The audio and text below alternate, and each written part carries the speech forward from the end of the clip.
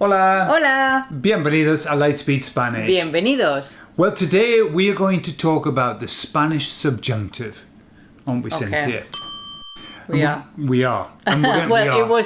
it was not the subjunctive, it was the infinitive, but that led to the subjunctive. That led to the subjunctive, yeah. And, Somehow. well, these things, they're all interlinked, you see. They're all like this. It's all the fusion. And we're going to talk about the confusion that we sometimes have between when we use the subjunctive with one person or when we're talking about two people. Sometimes we do, sometimes we don't. Yeah, we're going to get into that. Pues hablamos de todo a continuación.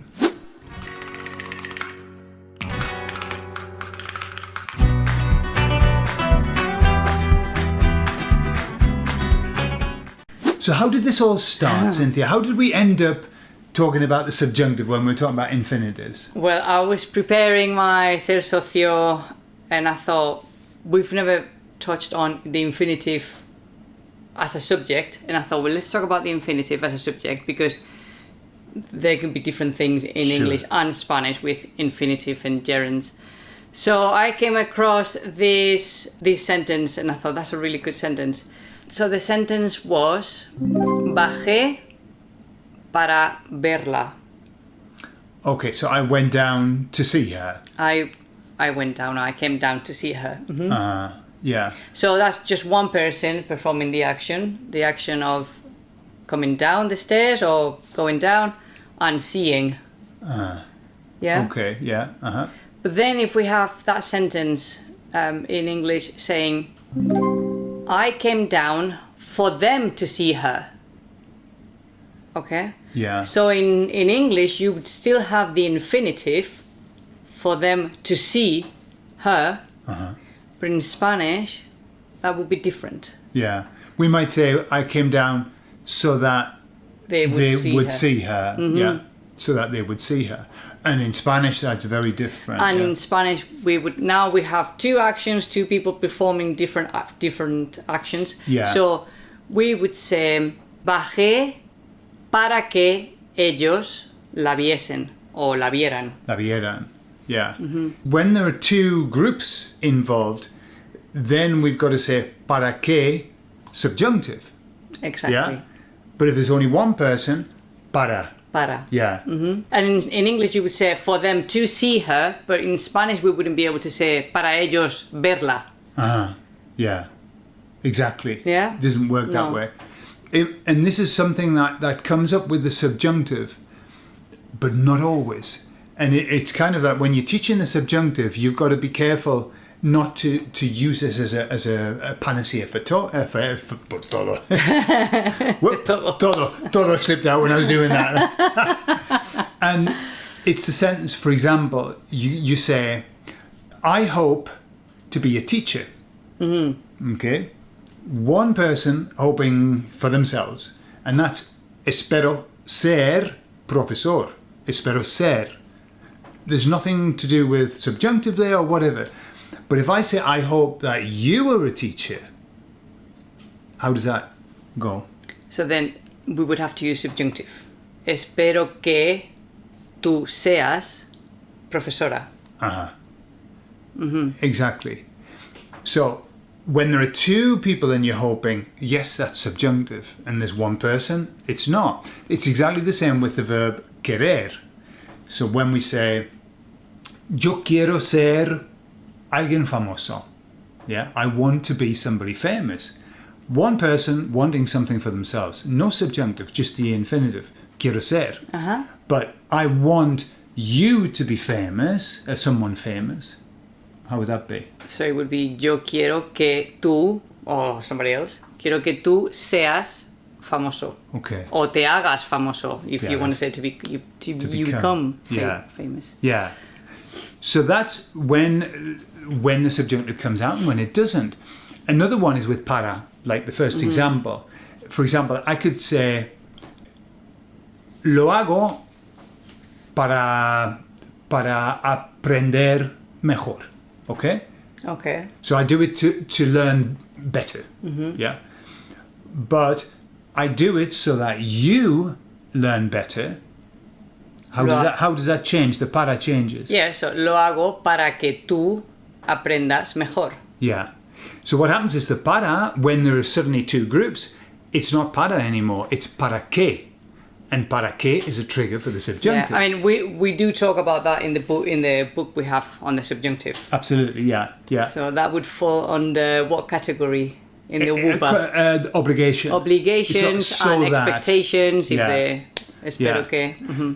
So this theme that we're talking about very briefly here, we're going to cover in our private classes that all of our members get to. So if you are interested in joining, you can join freely for a month, okay? Yes. We've got a coupon code, which is regalo, and you just go there and join, and you join freely for a month, and you got access to everything. Exactly. So, go on, Cynthia. I was going to say, as a general rule, even though there are some exceptions, but as a general rule, what you should come away with, that sounds weird in Spanish, is...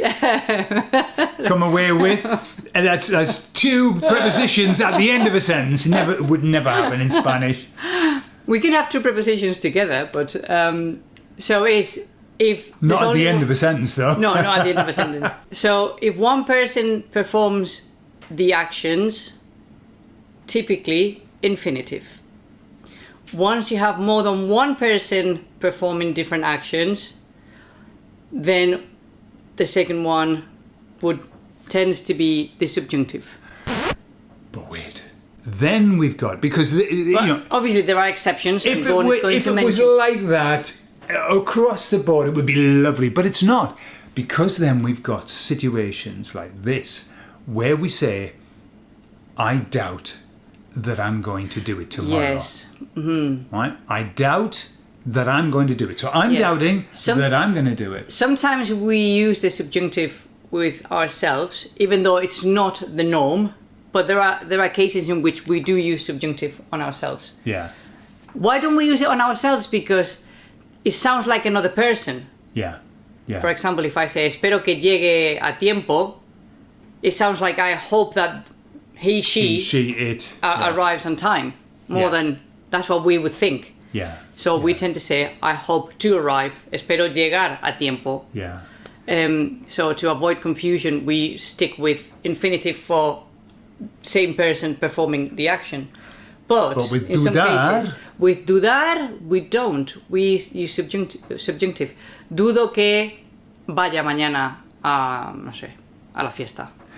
And in that case... And it could also be third person. Yeah, of course. You'd have to say yo. You would have to say yo, for clarity. or él o ella. But how would it sound to say dudo ir mañana?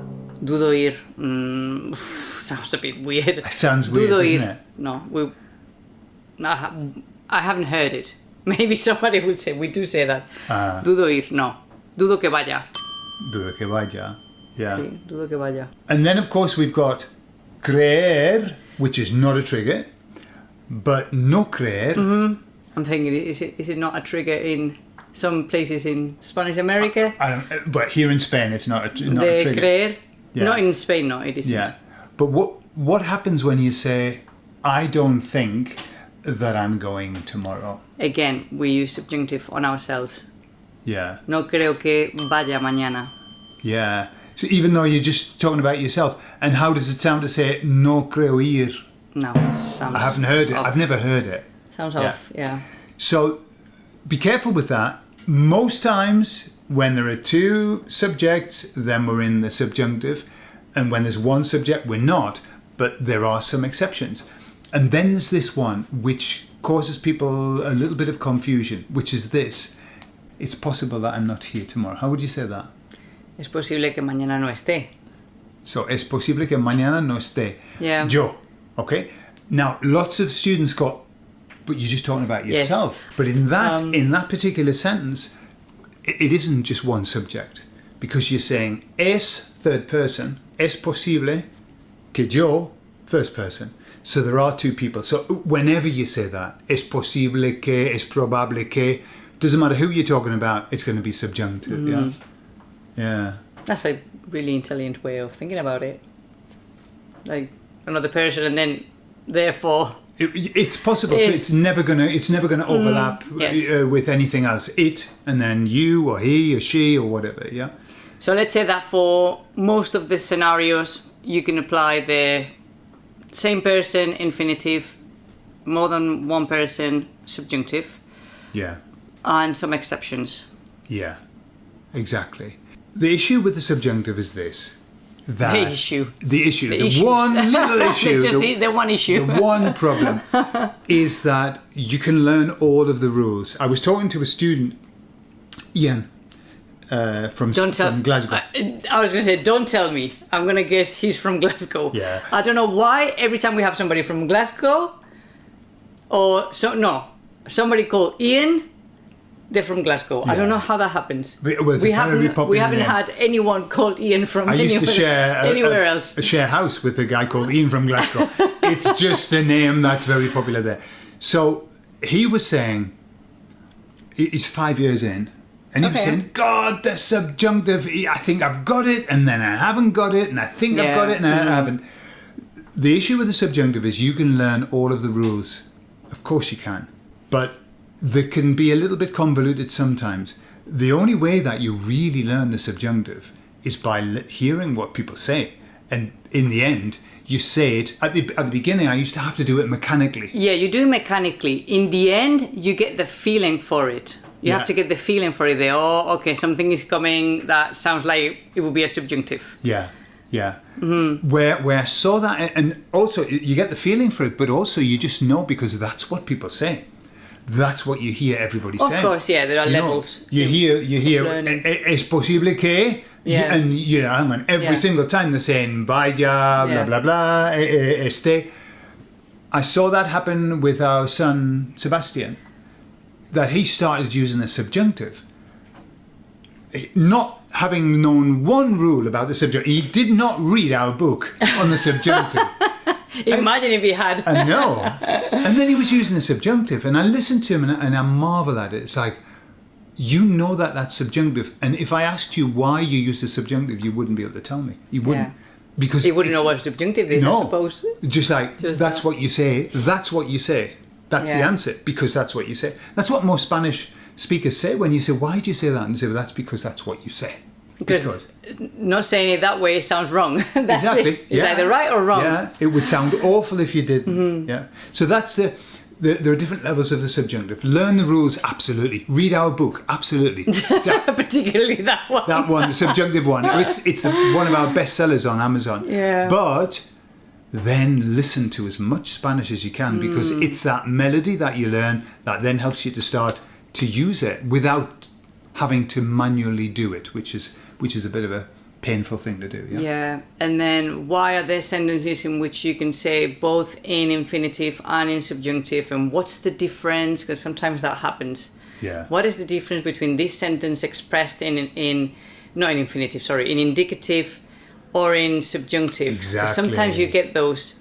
I think with practice, because at the beginning when you start with the subjunctive, then as Gordon says a lot, you get subjunctivitis and everything is subjunctive, which is good because then, you practice.